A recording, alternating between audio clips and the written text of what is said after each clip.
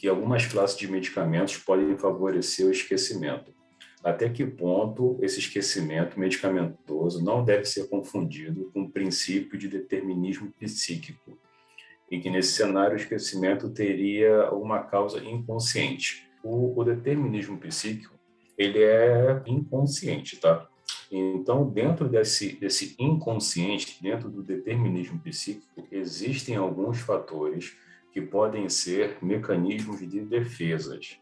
E dentro desses mecanismos de defesas, alguma situação traumática, situações que podem trazer muito sofrimento para o paciente, em alguns casos, né, como mecanismo de defesa, proteção, o cérebro ele pode criar um espaço, um gap ali, né? Então, devido ao lado emocional ter sido muito afetado, ter sido uma intensidade muito grande, a pessoa pode ter vivido algo muito intenso naquele momento, pode criar inconscientemente esse mecanismo de defesa e criar esse gap, tá? E aí também tem o fator do esquecimento devido às medicações. Quando é o caso medicamentoso, devido à dosagem, devido como o organismo ele acaba sendo afetado por essa dosagem, em alguns casos a medicação ele acaba afetando aos neurotransmissores.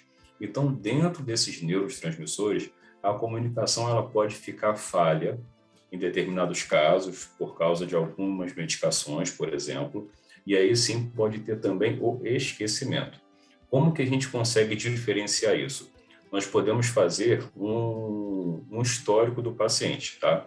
Então, esse histórico do paciente, nós podemos interpretar de que forma? Primeiro, nós vamos fazer a anamnese do paciente. Então, nós vamos ver o histórico do paciente. Se o paciente, em algum momento, ele já teve alguma situação de amnésia, se alguma situação traumática, se de fato ele lembra de toda aquela situação traumática que ele vivenciou, e também se ele faz uso de medicação.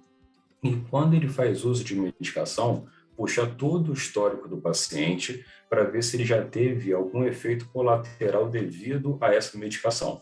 Então, conforme vai passando a terapia, a gente vai conhecendo o paciente, a gente tem mais ou menos a noção de como que o paciente ele é, como que ele se comporta, e a gente consegue entender se em algum caso a medicação, por ter sido mudada, alterou a dosagem, por exemplo, ela pode trazer um esquecimento para o paciente, pode ter dificuldade em evocar alguma lembrança, ou se no caso o paciente está tendo um gatilho, e aí sim, quando o paciente tem um gatilho de alguma situação traumática, ele pode vir a ter esse mecanismo de defesa, que é esse gap, esse esquecimento. É de acordo com o andamento da terapia, nós vamos entendendo o histórico do paciente e também o paciente ele vai demonstrando para a gente como que ele está lidando com esse trauma e também com essas medicações. Aí sim a gente consegue diferenciar. Em alguns casos, o esquecimento ele pode acontecer, em outros casos, pode ter a visão do paciente, tá? Então, um mecanismo de defesa também pode ser uma interpretação diferente daquilo que aconteceu e o paciente também pode trazer aquilo à tona. Então, dependendo do tempo de terapia, com o andamento da terapia, nós vamos entendendo se houve o esquecimento, se aquilo que ele evocou ele é real ou imaginário.